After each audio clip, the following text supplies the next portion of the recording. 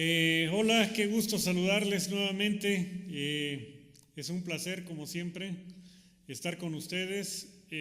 Antes de iniciar esta sesión que tiene que ver con la metodología de marco lógico, quiero comentarles que en la semana me han estado llegando un par de correos con la duda acerca de los avances del proyecto. Pero básicamente lo que yo veo es, la duda es qué proyecto es el que ustedes pueden presentar. Y la verdad es que yo les quiero comentar que el trabajo que yo puedo desempeñar es ayudarles a revisar los avances sobre el proyecto. Pero es muy difícil que yo les diga, trabajen sobre tal o cual tema o tal proyecto. De tal manera que ese pues es un asunto que a ustedes les corresponde. Tienen ejemplos en la plataforma, por favor revísenlos. Tienen ahí algunos ejemplos de la red de valor ovinos, de la red de valor de fresa. Ello les puede ayudar a clarificar muchas ideas sobre cualquier producto que ustedes quieran presentar como una opción de inversión o como una opción para presentar en este seminario de formulación y evaluación de proyectos. Bueno, ahora sí pasemos al tema que nos ocupa, que es la metodología del marco lógico. Ustedes tienen ya en la plataforma un video que nos hizo favor de grabar el doctor Marcos Portillo Vázquez, donde nos explica en qué consiste la metodología del marco lógico. Este video es simplemente para reforzar los conceptos que ahí se expresan. Como ya lo hemos comentado, el marco lógico es un instrumento de planificación, pero sobre todo para llevar a cabo esa planificación por objetivos, pero también puede ser útil para el análisis, el seguimiento y la evaluación de proyectos.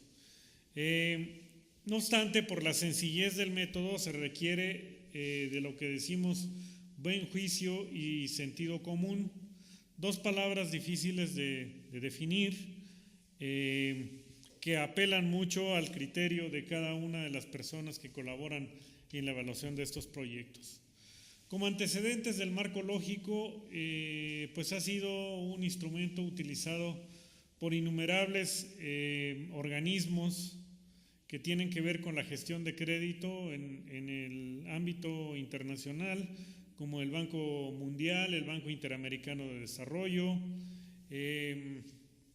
agencias para la cooperación, la misma Organización de las Naciones Unidas la recomienda y también la OCDE. Bueno, ya les comentaba el doctor Marcos que el origen del método tiene pues antecedentes allá por la década de 1960, posterior a la Segunda Guerra Mundial, y esto fue en Alemania, como una oportunidad para solventar la crisis derivada de la posguerra. Posteriormente fue usada en Estados Unidos. Un gran ejemplo que maneja el doctor Marcos Portillo es que esta metodología fue una exigencia que Estados Unidos le impuso a Chile cuando se ofrecían a prestarles dinero, pero esto tenía que ser bajo una metodología de marco lógico. Una metodología muy sencilla que nos ayuda a clarificar ideas y objetivos, sobre todo cuando existen múltiples objetivos en torno a un proyecto que se prestan a la confusión sobre cuál es verdaderamente el propósito de ese proyecto. También se dice que entre los fracasos de los proyectos se encuentra la situación de no tener definidas las responsabilidades, no tener definidos los objetivos y no tener definidas las responsabilidades de cada quien, de tal manera que nos andamos echando la culpa unos a otros, y para ello la metodología de marco lógico nos permite clarificar cuáles son los objetivos y cuáles son las responsabilidades de cada quien. También para planificar sobre una base objetiva y sobre todo consensuada.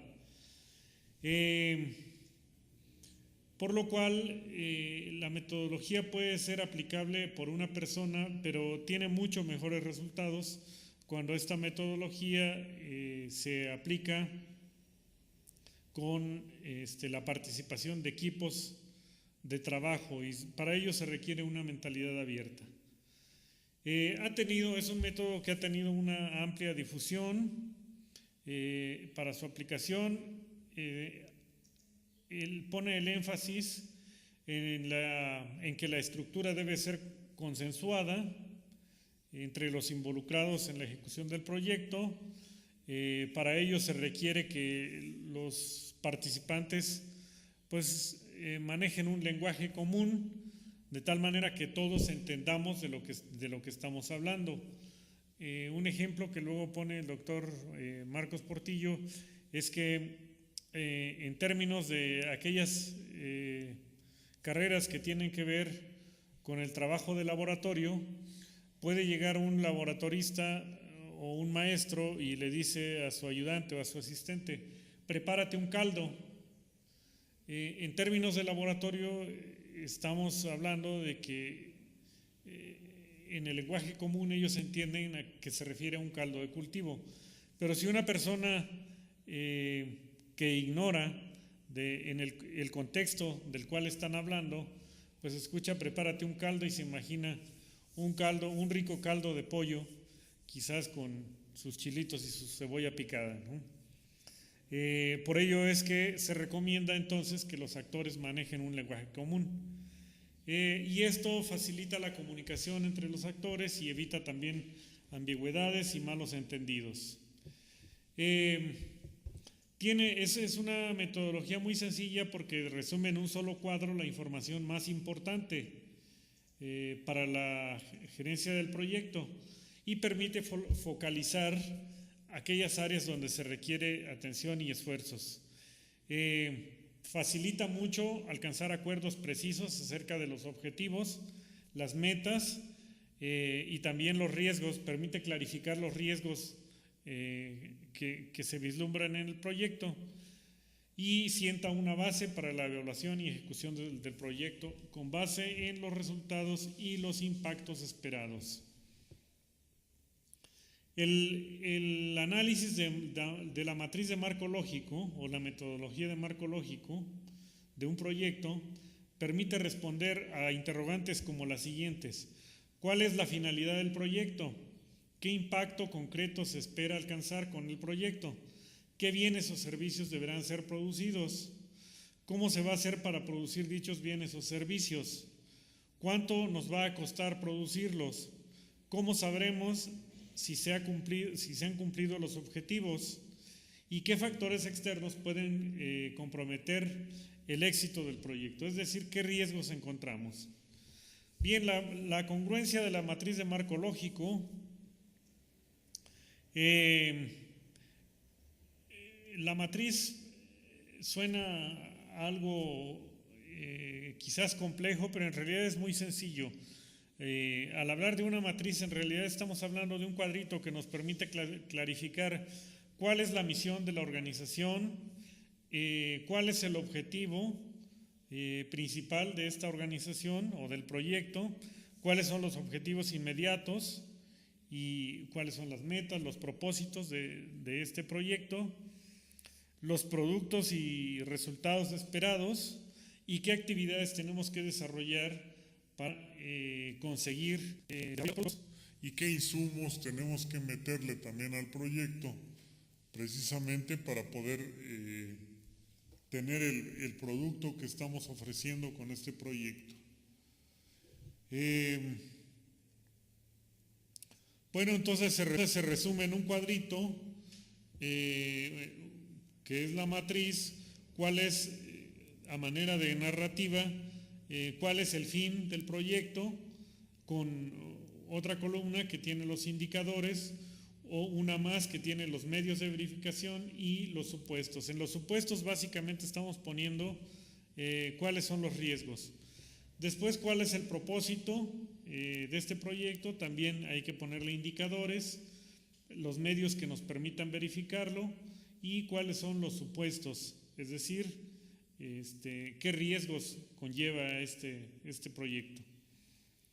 Luego tenemos los productos, también necesitamos tener indicadores que nos permitan medir el grado de avance, los medios de verificación y cuáles son los supuestos, finalmente las actividades que tenemos que desarrollar con sus indicadores, los medios de verificación y los supuestos.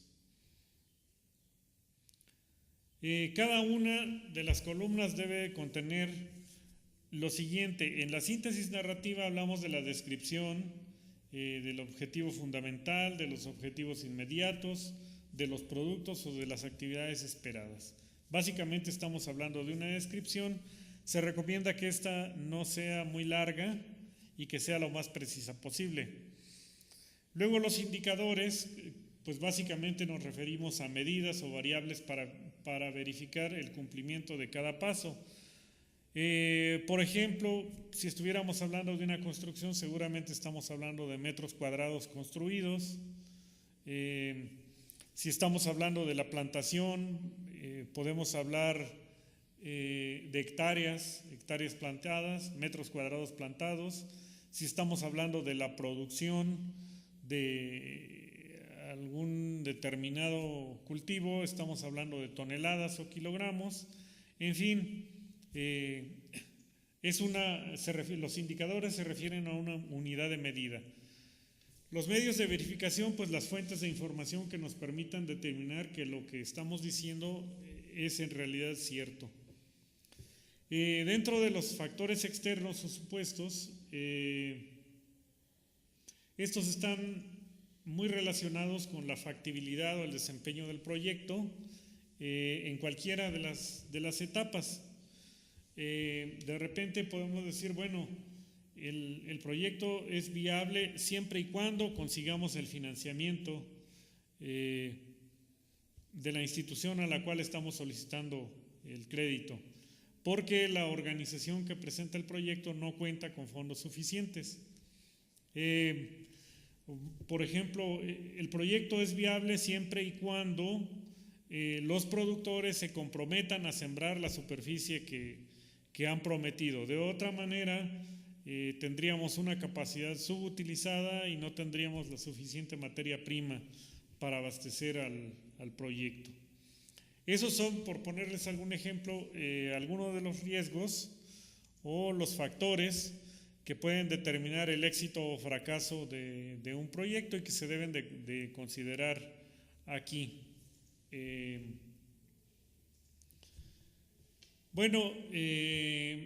La metodología de marco lógico no está peleada con, por ejemplo, el análisis de los involucrados, lo que estamos haciendo con el análisis de la red de valor, el análisis de fortalezas, oportunidades, debilidades y amenazas, también nos puede servir mucho para fortalecer este tipo de análisis. Y otros dos métodos que aquí vamos a ver son los conocidos como el árbol de problemas y el árbol de soluciones. En el análisis de involucrados estamos planteando pues saber quiénes son los beneficiarios, quiénes son los interesados en promover el proyecto, qué externalidades positivas o negativas tiene el proyecto, es decir, a quién afecta de manera positiva o negativa este proyecto. Por ejemplo, si es un proyecto que, digamos, la engorda de bovinos a gran escala cerca de alguna ciudad, este proyecto va a generar una serie de olores y tal vez contaminación a través del estiércol, lo cual se considera una externalidad negativa para los habitantes de la ciudad. Pero si consideramos que el proyecto puede traer también fuentes de empleo, que puede traer una importante derrama económica para esa ciudad, entonces estaríamos hablando de las externalidades positivas. bueno, ¿quiénes son los encargados de aprobar el proyecto? Quizás estemos hablando de la instancia encargada de la evaluación. ¿Cuál es la ruta crítica que debe seguir el proyecto y en dónde puede en un momento dado pues detenerse la ejecución del proyecto? ¿Y quién aprueba el financiamiento? Por poner algunos ejemplos de quiénes son los actores involucrados. Me parece que con el análisis de la red de valor nos puede quedar mucho más claro cuál es el análisis de los involucrados. Se trata de analizar, identificar y analizar, caracterizar a cada uno de estos involucrados, caracterizar las áreas en las cuales muestran interés, analizar los problemas, necesidades, intereses y expectativas de cada uno de los involucrados, y que tratando de identificar cuál será la posición que asumirán para la ejecución de este proyecto. De repente hay partes involucradas que no ven con tan buenos ojos el proyecto. Digamos que algún ambientalista, si quisiéramos poner una engorda de animales cerca de una ciudad, un ambientalista nos diría es que aquí no es muy viable porque nos va a generar externalidades negativas para los habitantes de la ciudad. Bueno, todas esas posturas es conveniente que las podamos analizar para tener pues una perspectiva más amplia sobre el proyecto. Luego pasamos a la identificación del problema. Es importante como una primera tarea realizar para realizar la preparación del proyecto, pues identificar cuáles son los problemas que encontramos. Para ello existen la metodología del árbol de problemas y el árbol de objetivos, los cuales nos ayudan a clarificar. De repente podemos tener un mazacote de problemas y que tal vez no vemos con mucha claridad cuál puede ser la solución o cuál es en realidad el problema principal. Para esto el método contempla una serie de pasos a examinar a detalle. ¿Cuáles son estos? Pues identificar cuál es el problema principal, examinar los efectos que provoca ese problema, identificar las causas, cuáles son las causas de ese problema, establecer la situación deseada, es decir, el objetivo, identificar medios para la solución, identificar acciones, configurar alternativas del proyecto. Volvamos al proyecto supuesto de una engorda de animales, donde la problemática puede ser muy diversa. Habrá quienes nos digan lo que pasa es que hay mucho intermediarismo, mucho coyotaje y nos pagan los becerros a muy bajo precio. Hay otros que pueden decir lo que pasa es que tenemos una gran producción de granos, que también se tiene que vender, pues malbaratar a los coyotes porque no tenemos en dónde emplearla o no tenemos alternativas para la comercialización.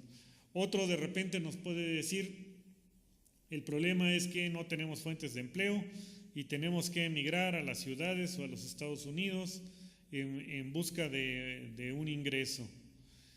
Otro más nos puede decir, bueno, es que tenemos tierras ociosas, de tal manera que la producción agropecuaria aquí pues ha bajado, ya no es lo que era antes.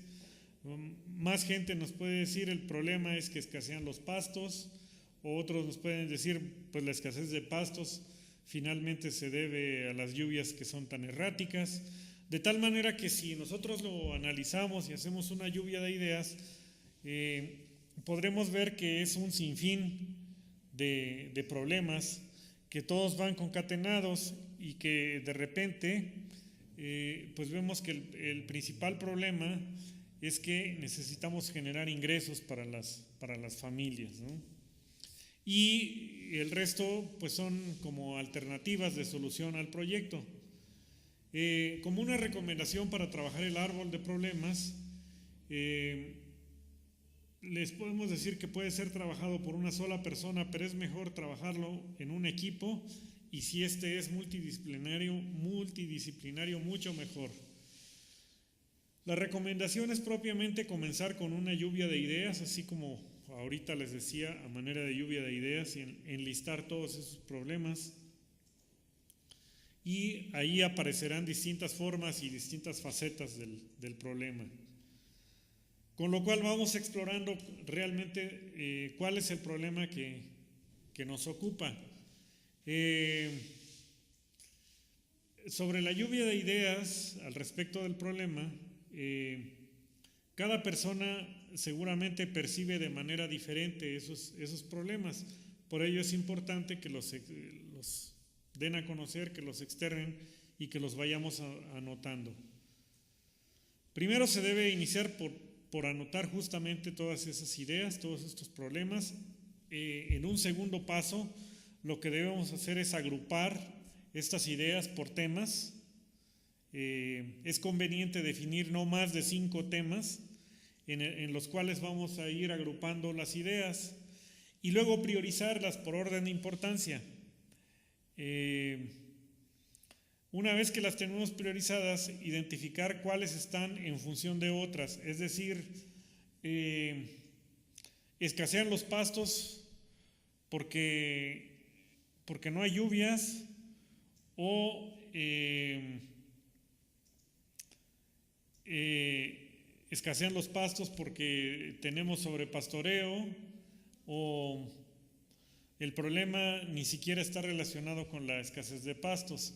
Entonces vamos a ver cuál depende de cuál. Seguramente escasean los pastos, pues una porque tenemos sobrepastoreo, y 2 porque también las lluvias se han vuelto erráticas. Entonces quizás hay un problema, digamos, principal entre estas 3 ideas que les estoy mencionando, pues sea la escasez de pastos, y las causas son pues que se han vuelto erráticas las lluvias, y también que a lo mejor tenemos una sobrecarga en las praderas o en los pastizales, y ello nos deriva precisamente en la escasez de pastos para los animales.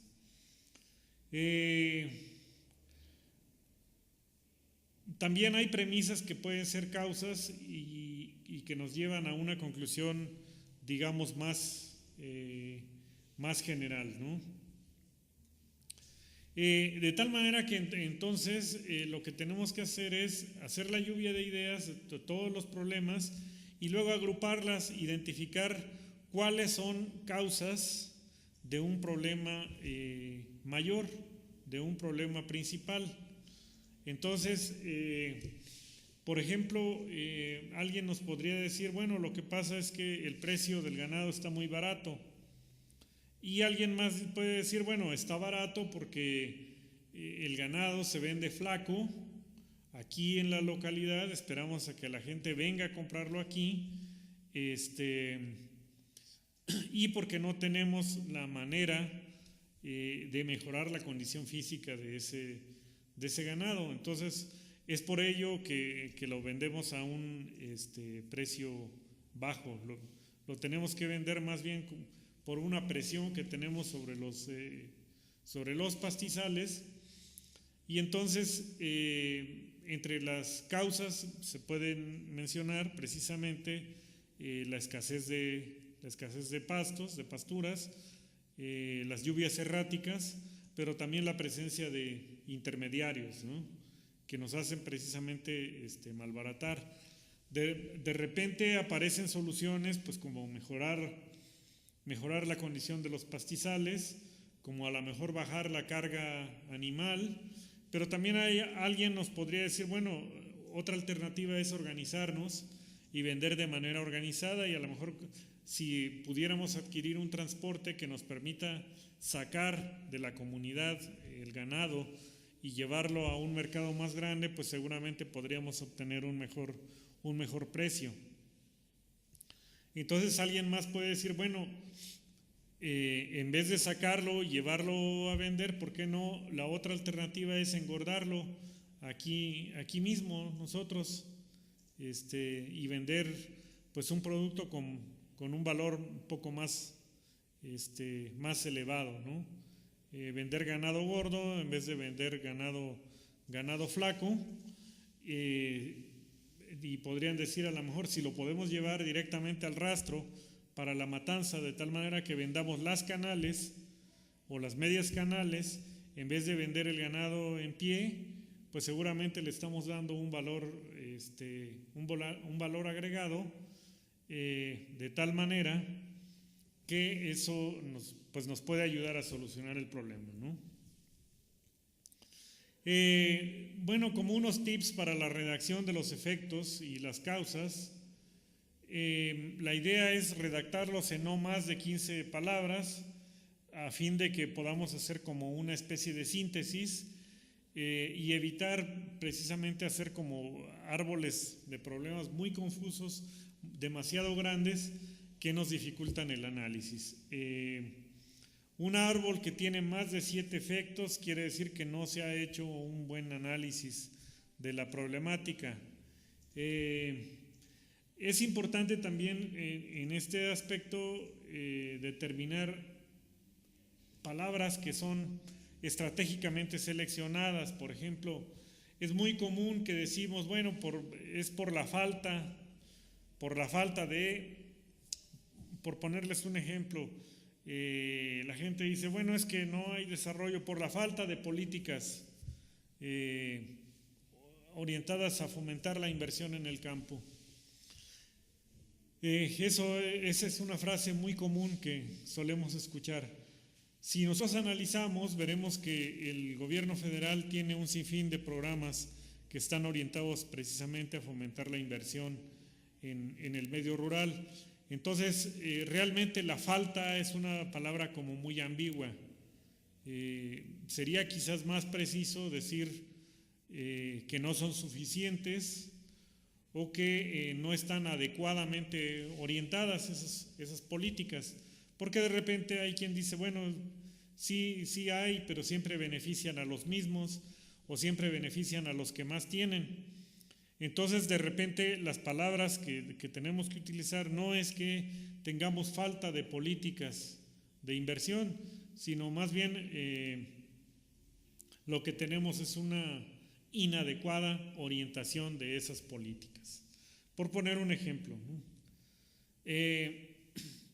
Bueno, para configurar ese árbol de problemas, es importante pues que todos podamos aportar y decir qué es lo que se observa, cuáles son los actores y el análisis del entorno, qué es lo que se expresa, o lo que está molestando, digamos, lo que genera propiamente el problema, o cuáles son precisamente esas causas.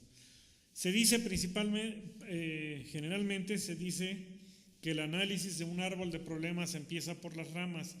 Es decir, de manera general se van pues enlistando los problemas, así como lo decíamos: escasez de forrajes, lluvias erráticas, escasez de instituciones o escasez de crédito, insuficiencia de crédito, insuficientes programas de inversión, bajos precios del ganado, en fin. Después esos problemas los vamos a ir agrupando, cuáles son de índole económico, cuáles son de índole técnico, cuáles tienen que ver con la producción directamente en campo, en fin. Se dice que la prueba del ácido, es decir, lo que nos puede determinar si un determinado árbol de problemas está bien estructurado, es que todos estos problemas que nosotros identificamos deben apuntar hacia una solución. De tal manera que los problemas deben apuntar hacia una solución y que nos permitan precisamente atacar las causas de ese problema, a lo cual se le conoce como redactar el complejo causal. Y para lo cual se requiere siempre tener una mentalidad en la que estemos viendo las soluciones a todo ese tipo de problemas que identificamos. Es recomendable que a la par que vamos diseñando un árbol de problemas, vayamos diseñando de manera conjunta, en paralelo, un árbol de decisiones o acciones en el que definamos las actividades que vamos a ir desarrollando para solucionar cada uno de esos problemas. Es decir, cada problema que identificamos en el árbol de problemas debe tener una solución. Y esa solución la debemos reflejar en un árbol que debemos poner en paralelo. Y siempre que planteamos un problema, debemos plantearnos también cuál es la solución o qué piensas hacer para resolver ese problema. No obstante que es muy importante también aquí cuidar la jerarquía de los problemas, cuáles problemas son derivados de otro y cuáles son los problemas principales. Tienen ustedes en la presentación algunos ejemplos de cómo podemos ir dando nosotros prioridad. Ponemos pues los problemas que identificamos y qué actividades podemos plantear para resolverlos, cuáles son los resultados esperados y cuáles serían los objetivos de nuestro proyecto y finalmente cuál sería el propósito de ese proyecto. En las láminas que ustedes tienen, en la lámina 27, viene un ejemplo de cómo pasar precisamente de los efectos que estamos viendo en ese árbol de problemas hacia la planeación de la matriz de marco lógico, de tal manera que tengamos ya en un árbol de problemas cuál es el problema principal, cuáles son las causas, y eso nos permite determinar cuál es el propósito del proyecto, cuáles son los objetivos, y estos objetivos deben ser medibles y verificables también. De tal manera que pues así podemos llegar a definir la matriz de marco lógico, definiendo el propósito con sus indicadores, los medios de verificación y cuáles son los supuestos. Los objetivos, cuáles son los indicadores, los medios de verificación y los supuestos. Quiero decirles que estoy a sus órdenes en el correo para que puedan plantear ustedes las dudas.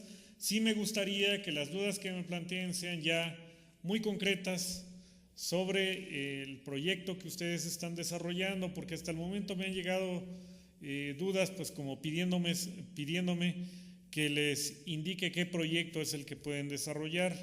La verdad es que esa es, con todo respeto, pues es una decisión que corresponde a ustedes, y yo lo que puedo hacer es asesorarles con respecto al planteamiento del proyecto, al planteamiento de la problemática, el análisis de la problemática que ustedes están vislumbrando y las alternativas de solución que están planteando en el proyecto. Estoy a sus órdenes, solo les pido que las dudas que me manden sean ya en concreto sobre el proyecto que ustedes están desarrollando. Muchas gracias, les agradezco mucho y espero que pues la pasen bien y avancen sobre su proyecto. Muy amables.